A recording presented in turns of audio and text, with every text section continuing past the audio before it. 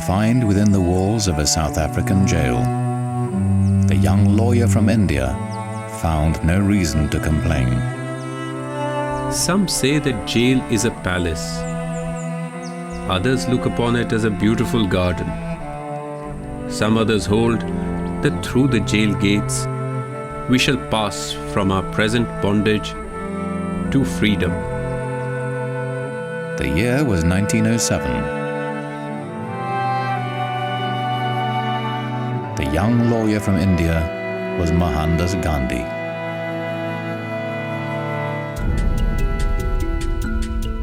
Gandhi led his fellow Indians in a non-violent struggle against racial oppression for 8 years.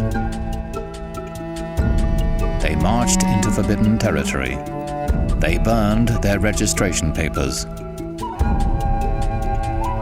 They expected to be arrested, and they were not disappointed. Gandhi said, "Non-violent refusal to cooperate with injustice is the way to defeat it." He gave his non-violent weapon a name, Satyagraha, holding to truth.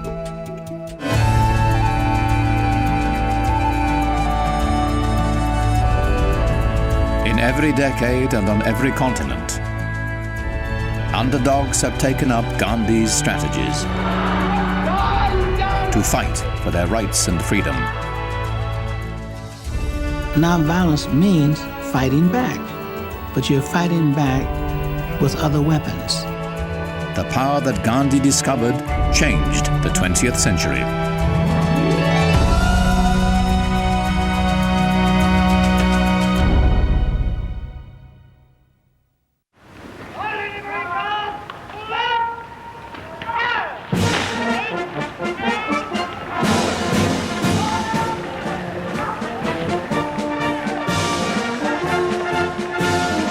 India, crown jewel of the world's greatest colonial empire. Britain has ruled India for more than a century. But in 1930, the Viceroy, Lord Irwin, knows a crisis is coming.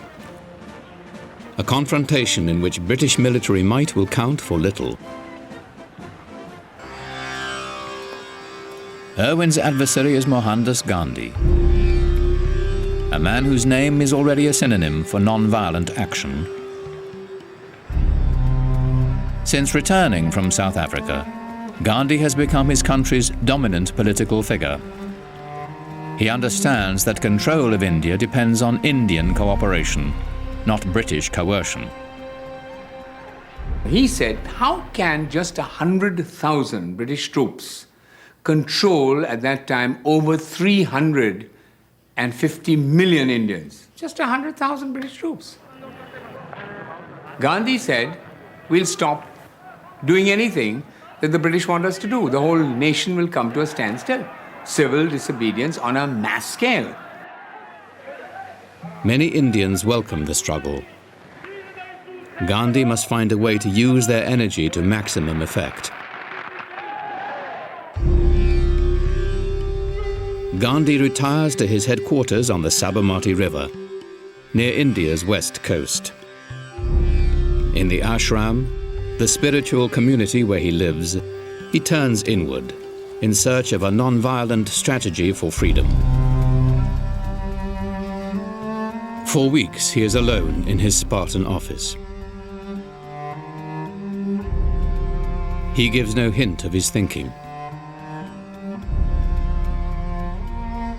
They even commented Narayan Desai lived in Gandhi's ashram during those critical weeks. Some said, oh, he's a very clever man. He doesn't want the British government to know what strategy he's going to take. And he would all the time say, no, I'm just waiting.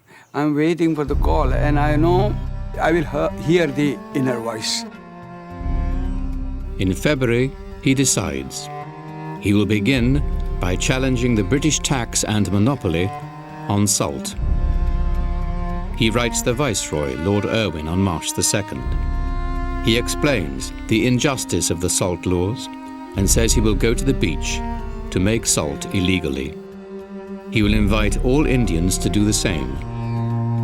He pleads with Irwin to negotiate. A few days later, a note from Irwin's secretary expresses the Viceroy's regret at Gandhi's plan of action. Gandhi sends advance teams to choose a beach where civil disobedience will begin. In speeches and articles, he attacks the salt laws, emphasizing the injustice, especially to the poor. He knows that salt will be a powerful symbol. Every human being needs salt. Without salt, you and I can't exist. So he wanted to touch a chord in every Indian heart that here is something you and I and all of us need. Why should that be taxed? With a sharp instinct for political theatre, Gandhi charts a route from his ashram to the sea. He and his volunteers will walk 240 miles. Being on the road for nearly a month, he believes, will build suspense and a bigger audience for his message. He expects to be arrested before he reaches the coast. At first light on March 12th, the great drama begins. At 60, Gandhi is the oldest of 78 marchers. Thousands join the procession, including police observers. But the government makes no attempt to interfere. They feared that he was so popular that there may be a violent outbreak. So they weighed the advantages and disadvantages of arresting him. And they also underrated this movement, Salt Satyagraha. They felt it might fizzle out. And Gandhi looked ridiculous that if he goes on marching and he does not commit any breach of the laws, we can't arrest him. What are we arresting him for? Gandhi wants to be arrested, but not too soon. The longer he marches, the more publicity he will receive. His messages are aimed equally at his immediate audience and the outside world, represented by dozens of journalists who have joined the march. In his speeches, he insists, we must not hate the British. They have not taken India from us. We have given it to them.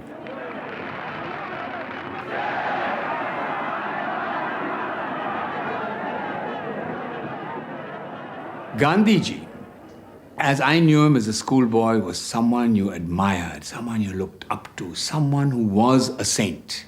He was a saint because A, he dressed like a saint, and B, the things he said seemed to be very saintly. On the other side, as I grew up, I began to see a very shrewd student of human history. He was a man who absolutely understood human psychology. He understood the British idea of fair play. He understood that, and he knew how to play on that sentiment. Although the Crown never hesitates to use force, British administrators pride themselves on their enlightened rule and the cooperation they receive from Indian officials. Gandhi intends to remove Indian consent to foreign rule.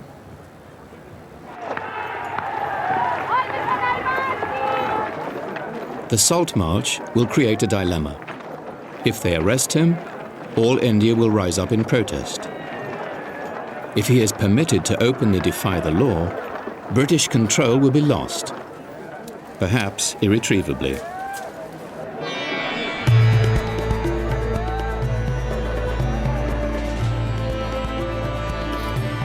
In every speech, Gandhi explains the power of non-violent resistance. He asks local leaders to quit their government jobs. When everyone refuses to cooperate, he says, the British will be able to do nothing. He was asking the village headmen to resign their posts, and I think 140 or so did resign. Why did he ask them to resign? It is a government, foreign government, running this country for their own benefit. And why should you serve it?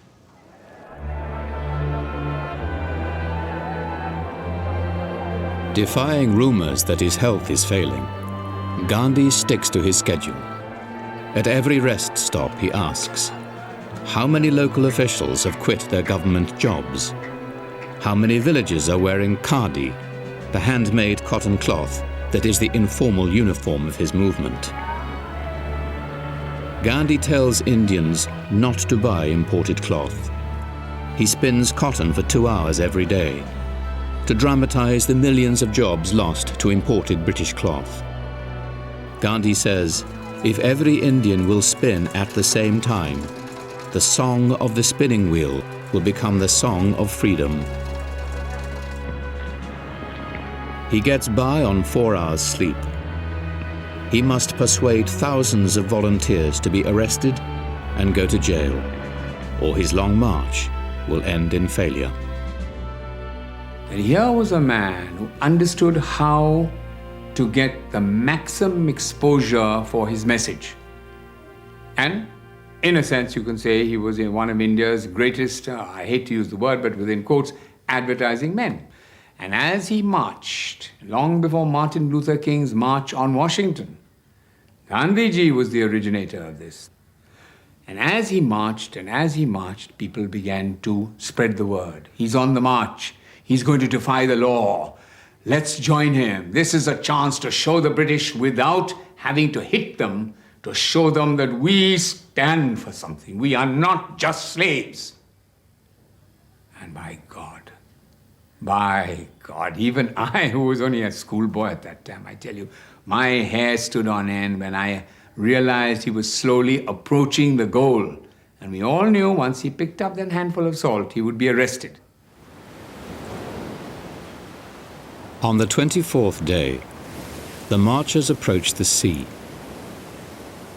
An American newspaper editorializes, as Britain lost America through tea, it is about to lose India through salt. On the eve of the law-breaking, Gandhi meets on the beach with 12,000 supporters. Hold the salt in your fist, he suggests, and think it is worth 60 million rupees. That's how much the government has been taking from us through the monopoly on salt.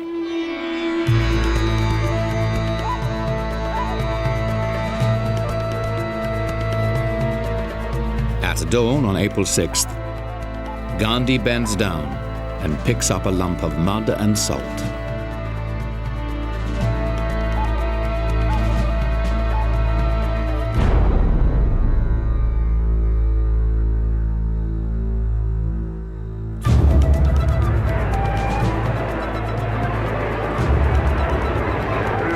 News that Gandhi has broken the salt law electrifies the country. Thousands march to the shore to follow his example.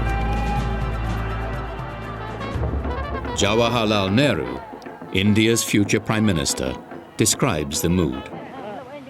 It seemed as though a spring had been suddenly released. All over the country, salt manufacture was the topic of the day. It was immaterial whether the stuff was good or bad. The main thing was to commit a breach of the obnoxious salt law, and we were successful in that.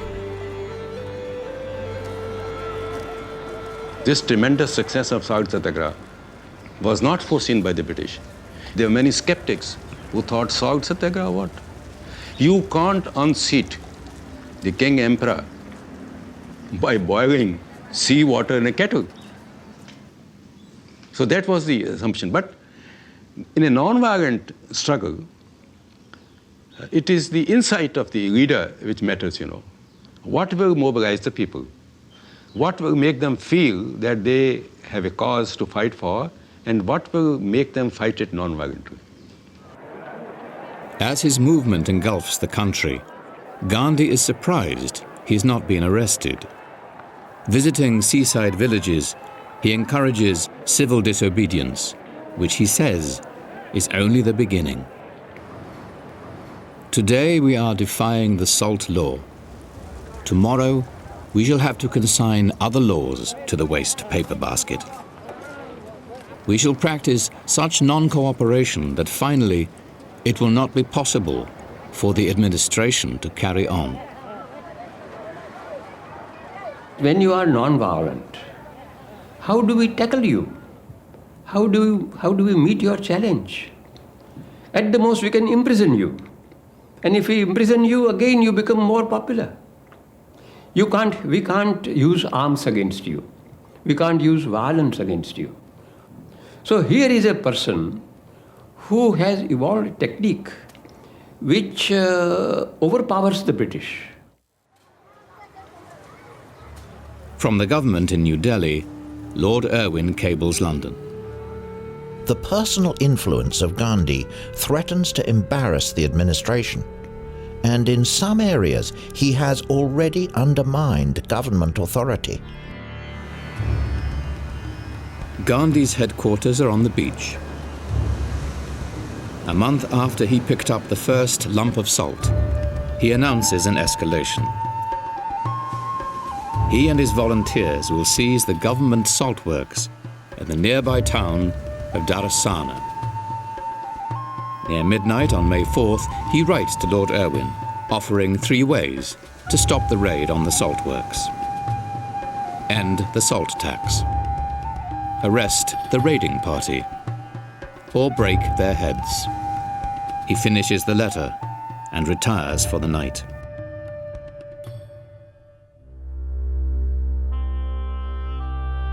By the next morning, Gandhi is behind bars.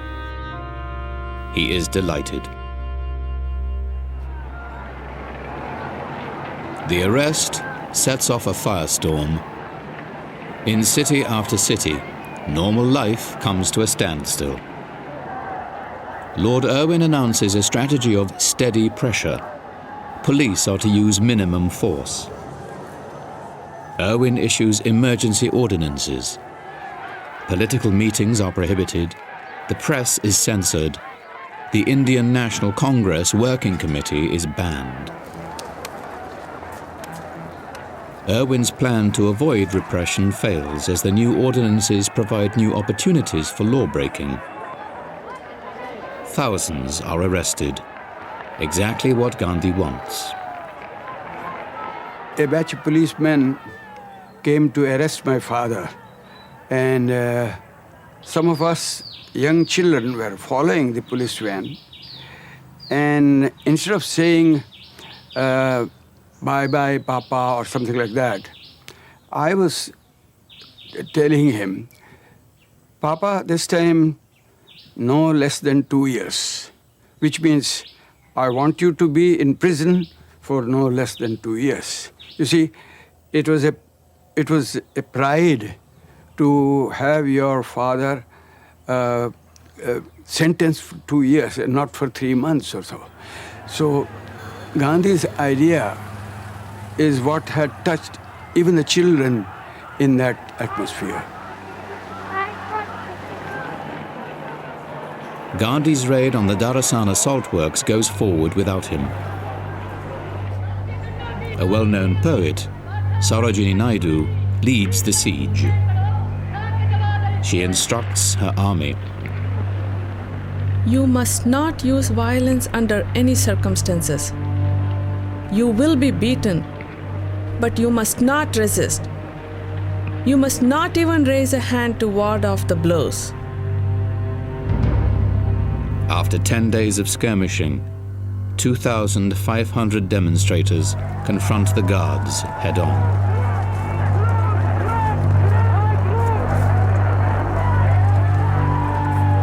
Police attack the satyagrahis with steel-tipped clubs called lathis. A United Press reporter, Webb Miller, witnessed the scene. They went down like 10 pins. I heard the sickening whacks of the clubs on unprotected skulls. Those struck down fell, sprawling, unconscious or writhing with pain, with fractured skulls or broken shoulders. Miller's report is published in nearly 2,000 newspapers. and read aloud in the US Senate. One Satyagrahi explained, Our object was to show the world at large the fangs and claws of the government in all its ugliness and ferocity. In this, we have succeeded beyond measure.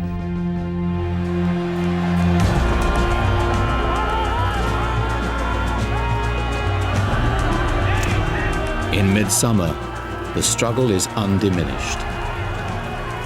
Even with Gandhi and most nationalist leaders in prison, government has effectively lost control of major cities. Press reports of police brutality damage the British cause almost as much as the resistance campaign. Irwin cables the governor of Bombay. I am sure these lathi charges are exactly what our enemies want.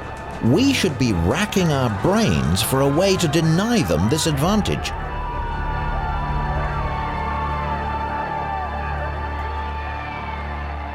In July, government reports nearly 17,000 civil resistors have been arrested.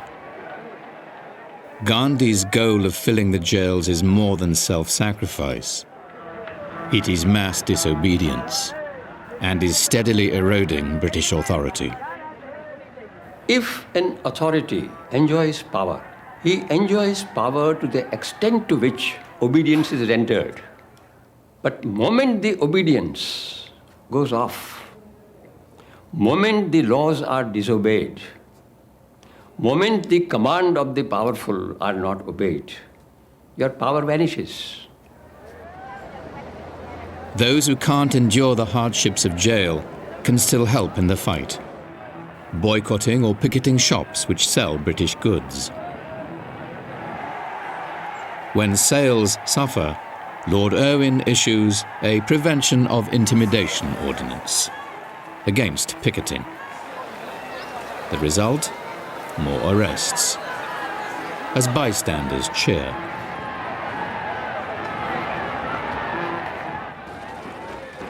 British trade with India drops 25%. And in December, 3 out of 4 foreign cloth shops are closed. By January, the British Prime Minister Ramsay MacDonald sees that negotiations are the only way to end the standoff. He orders Gandhi and the other leaders released. The national movement remains strong as Gandhi's release is celebrated. But the commander knows his foot soldiers need a rest. On February the 14th, he informs Lord Irwin that he is ready to negotiate. He insists that salt-making and boycotts will continue during the talks. At the Viceroy's Palace in New Delhi, Gandhi is the first Indian ever to meet with a British ruler as an equal. Negotiations last 3 weeks. Irwin refuses to give ground on the salt laws and cloth imports, concessions which would alienate his Indian collaborators. Gandhi secures the release of political prisoners and the lifting of repressive ordinances. He calls off civil disobedience. Constitutional issues are pushed back for later talks in London. There were many people who were not satisfied. They thought that perhaps Gandhi compromised and perhaps went out of his way. But Gandhi's argument always was that this movement is not in vain, because it is through such movements that he is training people, that you can't have everything at one stroke. You compromise, you gather your strength, you train yourself, and then take the next step.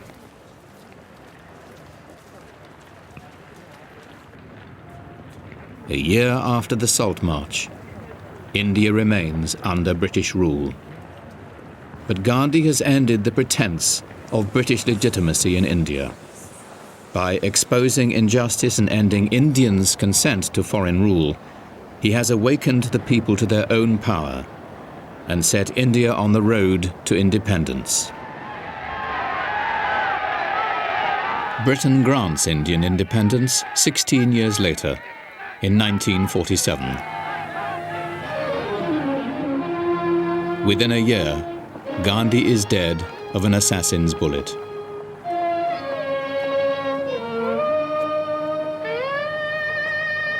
Far beyond his accomplishments in India, his vision and his practice of non-violent conflict have set an example for future generations.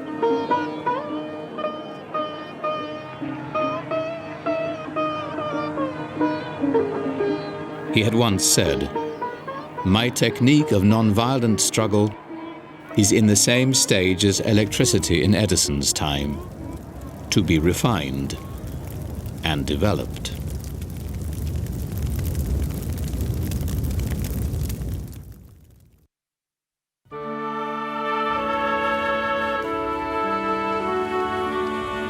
"60 years after Gandhi's struggle in South Africa, his ideas found new followers in the American South. Students at Fisk University, a leading black institution, can ignore segregation on campus, but when they venture downtown, many are shocked by the Southern system. I grew up on the south side of Chicago, and although I had experienced segregation there, it was not the overt kind where there were signs on water fountains and on restrooms. It was humiliating. Well, Nashville was a totally segregated city. It was as segregated as Johannesburg, the height of apartheid. It was a city of two races. There was virtually no contact between the white community and the black community. In school, in neighborhoods, in jobs, in church, Nashville was a totally and completely segregated city, and for the most part, totally satisfied and happy with that. Students at American Baptist College in eastern Nashville know that segregation is being challenged, that some are working against the violent repression, even lynchings that enforce it. They want to join the struggle. We've been taught one thing in the school about the Declaration of Independence, about the Bill of Rights, about the Constitution. And then in the real world, we were living something else. James Lawson, a Methodist minister from Ohio, soon gives Nashville's students a chance to take part. The soft-spoken Lawson is 30 and has spent 3 years teaching in India, where he studied the work of Mohandas Gandhi.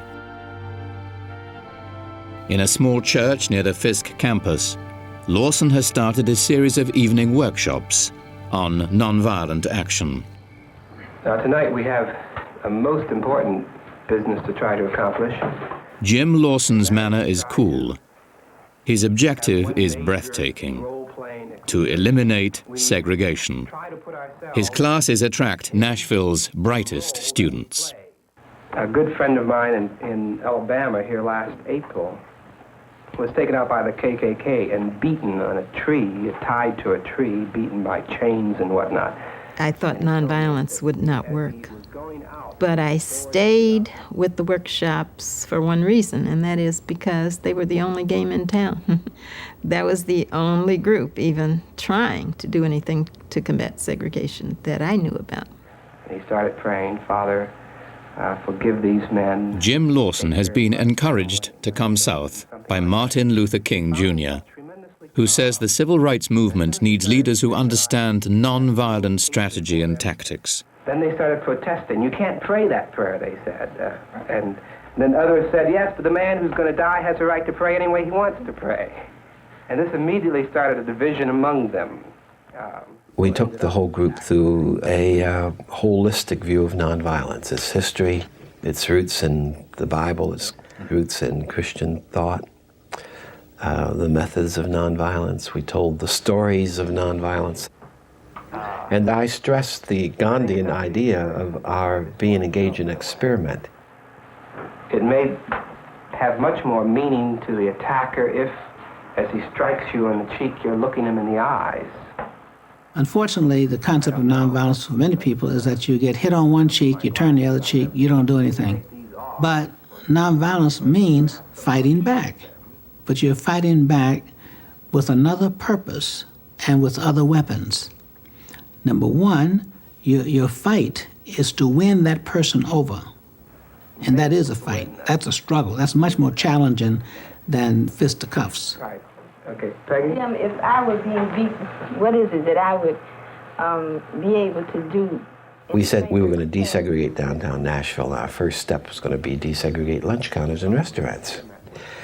That, of course, was the first Gandhian step. That was the first step of nonviolence. To research and examine and focus on an issue. Choose a target, choose an issue. Now, let's see. Months before going to the lunchrooms, Lawson begins preparing them. A bunch of niggers. Well, look at the 8 balls all lined up. Hi there, Jungle Bunny. He's so dark, he's making the whole place dark. He wants them to have experienced both physical and verbal attacks, and to learn how to resist the impulse to run or fight back.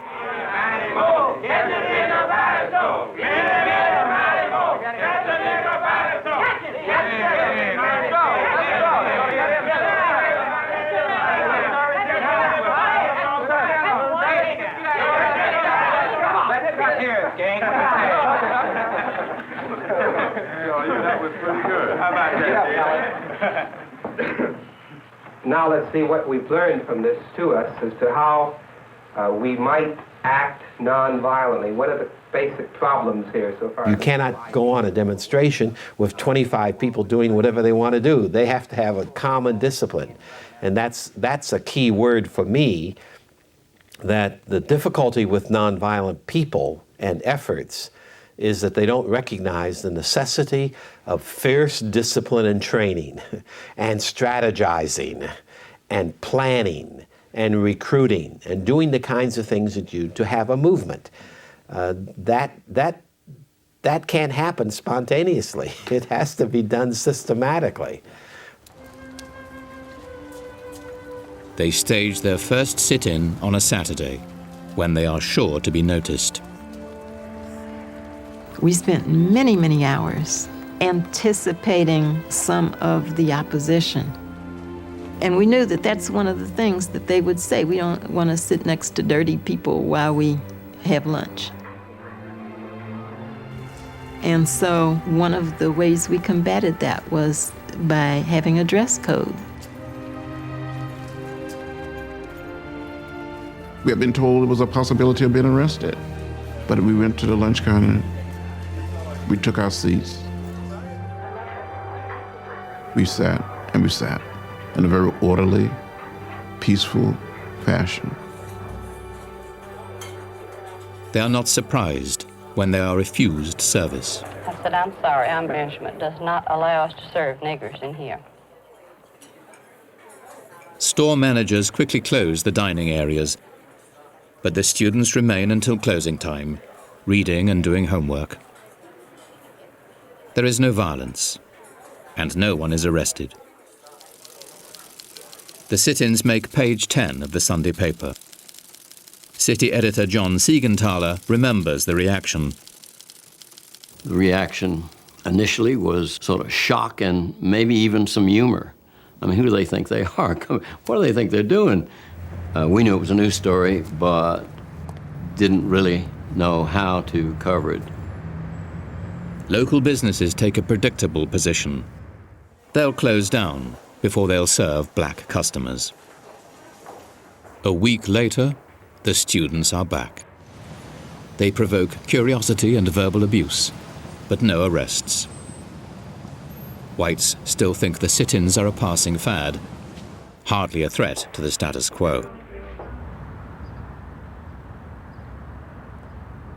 On the third Saturday, they are ready to target a total of 6 stores. Let each person now get himself or herself a partner that they will stick with. Now, we don't want a white person with a Negro of the opposite sex, because we don't want to fight that battle.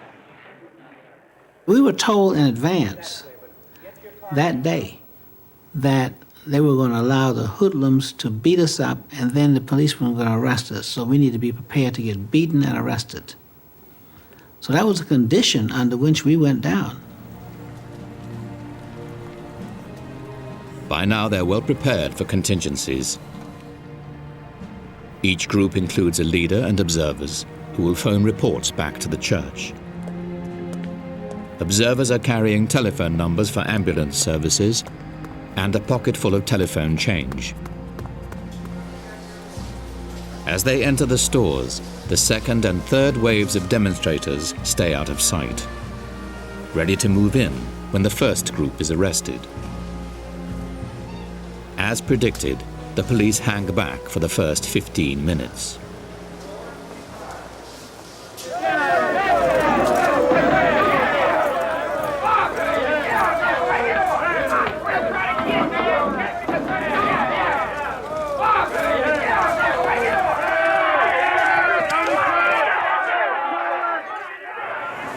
Went and asked each and every one of them separately to leave.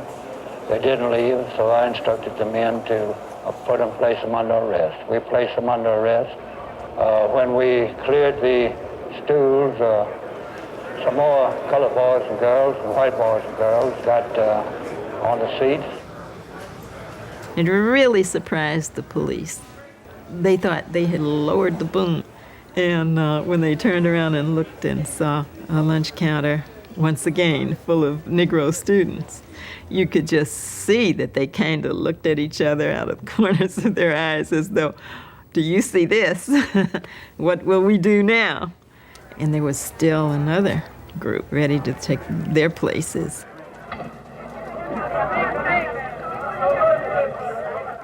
You're in jail. I'm joking. Man, what my mother gonna say when she hear about that? We had a philosophy, which was a power of nonviolence. And that kind of power we felt was more forceful than all of their police force, all of their lawmakers, and all of their dogs or billy clubs or jails, and that our capacity and willingness to suffer outweighed any power they had. Mass arrests are a victory for the students. Reporters realize they are covering a story of national significance. I mean, it was like being a war correspondent in your own hometown. The only thing you knew was that the war was on, that the weapon of nonviolence was winning over violence, and that this was a historic moment, however it came out. I think there was a sense of history there that we all understood.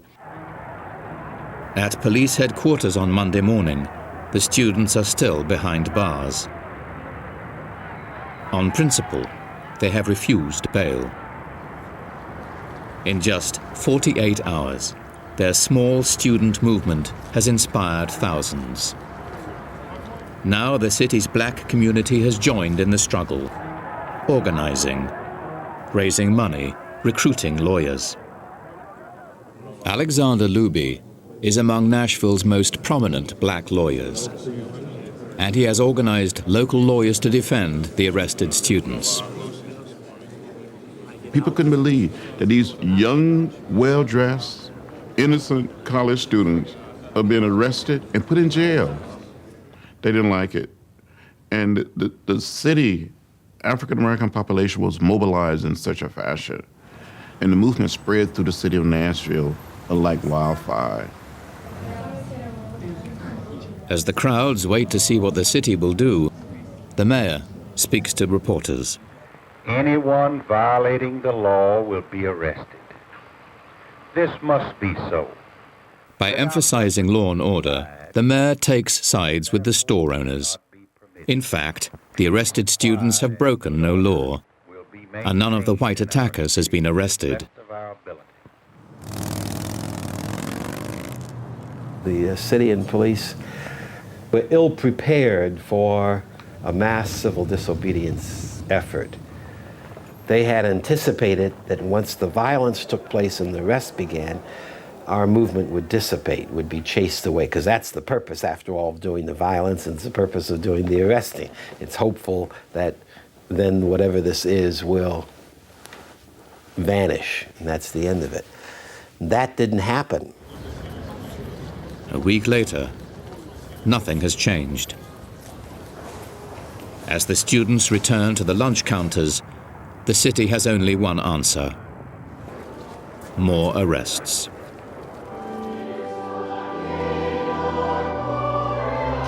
Now in the national spotlight, the movement is deluged with new recruits. Jim Lawson's workshops expand to meet the demand.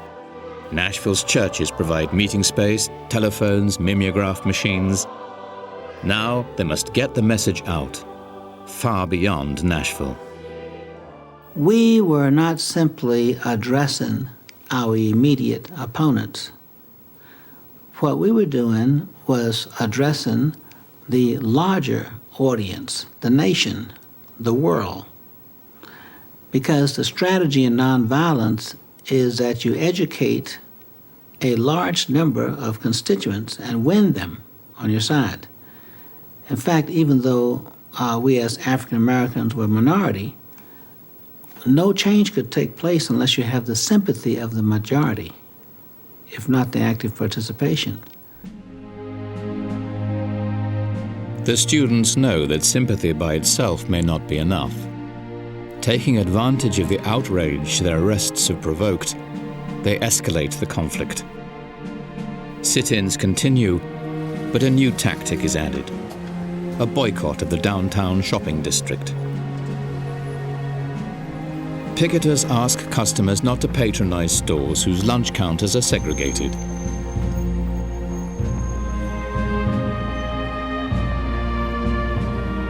The students have created a momentum, now embraced by the larger community, as black clergy urge their congregation to stay away from the downtown shopping district altogether. It allowed for the whole community to be participants in the movement, because that's one of the things that we in the nonviolent world always teach, namely that in the nonviolent movement, everyone can be a participant. Children can participate, women can participate, men can participate, young people, old people. Everyone can do the work. As the boycott takes hold, the sit-ins and arrests continue. The conflict becomes a seemingly permanent fact of life in the downtown shopping district. Picketing and boycotting provoke a racist backlash. But the counter-demonstrations backfire. Frightened white people begin avoiding the downtown area, unwittingly joining the boycott.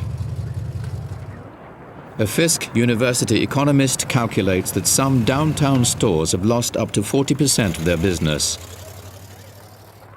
As Easter approaches, the usual surge of spring buying never happens.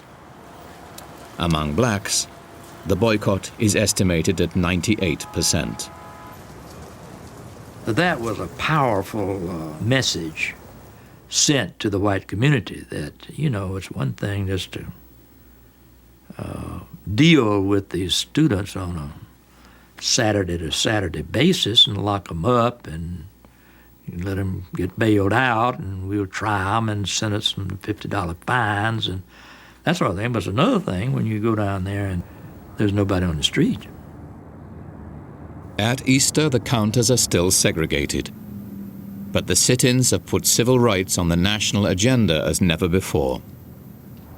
For the past several months, a new strategy to end racial segregation has been spreading through the South. On Easter Sunday, NBC's Meet the Press looks at nonviolent resistance. The moderator suggests that boycotts might be better than sit-ins and arrests. Dr. King, wouldn't you be on stronger grounds, though, if you refused to buy at those stores and if you called upon the white people of the country to follow you because of both your moral and your legal right not to buy? I think, Mr. Spivak, sometimes it is necessary to dramatize an issue because many people are not aware of what's happening. And I think the sit-ins serve to dramatize the indignities and the injustices and the dissatisfaction of the Negro with the whole system of segregation.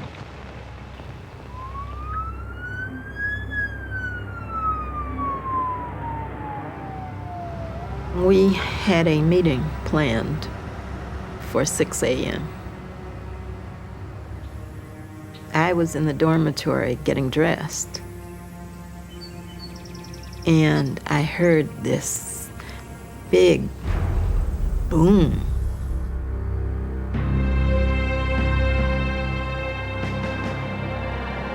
I soon learned that Attorney Z. Alexander Luby's home had been bombed.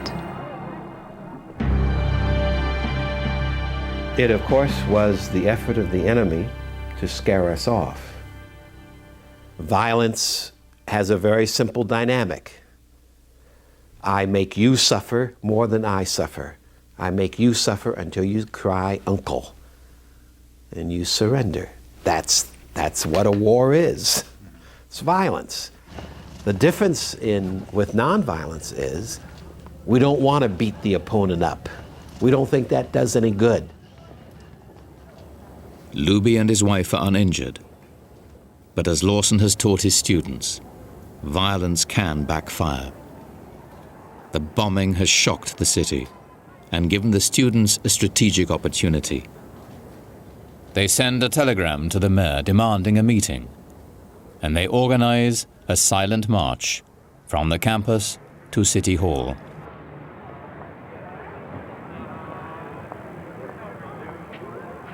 They begin with 1,500 marchers. Along the way, their number doubles.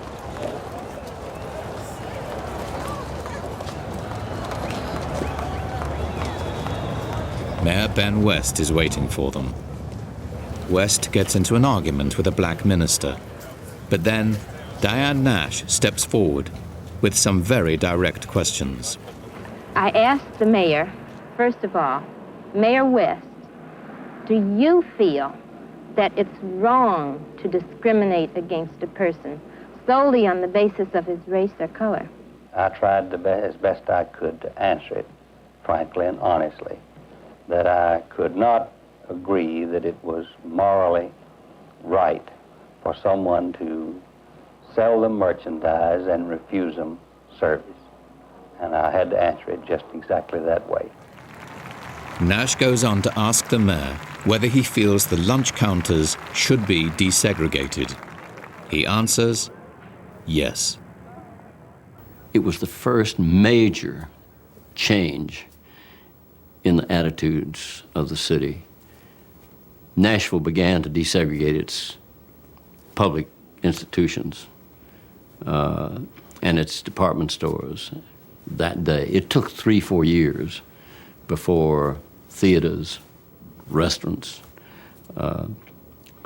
all public conveyances were desegregated. But with Ben West's declaration, no, it's not right, the process of change began.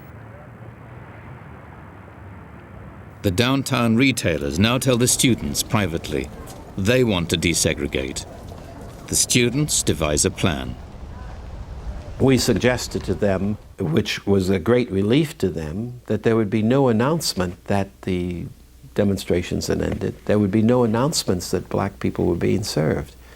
No announcements, no press, no police.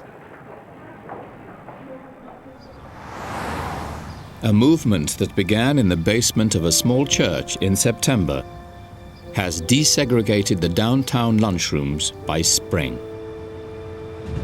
They go on to desegregate other restaurants and public facilities, showing how to remove business support for segregation by making it costly and controversial. It's a weapon that will prove decisive as the civil rights movement gains momentum.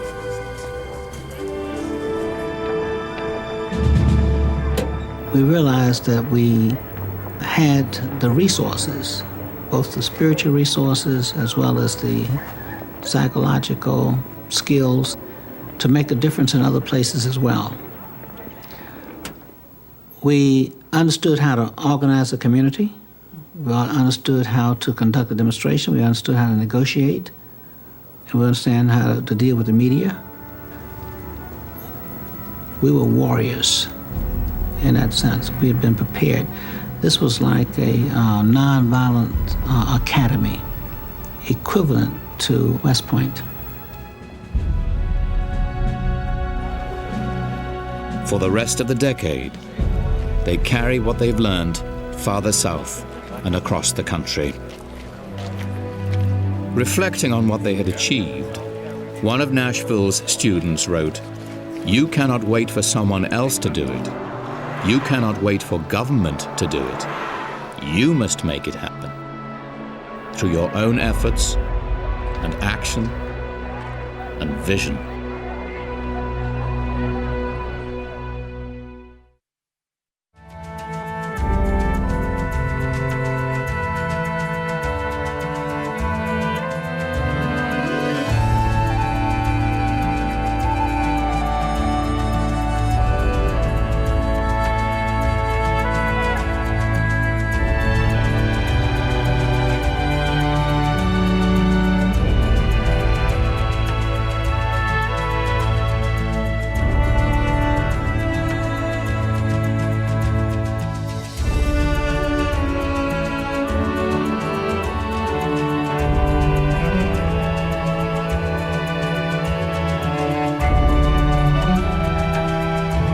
Major funding for this series was provided by Susan and Perry Lerner. Additional funding was provided by the Albert Einstein Institution, advancing the study of strategic nonviolent action in conflicts throughout the world. Elizabeth and John H. Van Merkenstein III, Abby and Alan Levy, and the Arthur Vining Davis Foundations.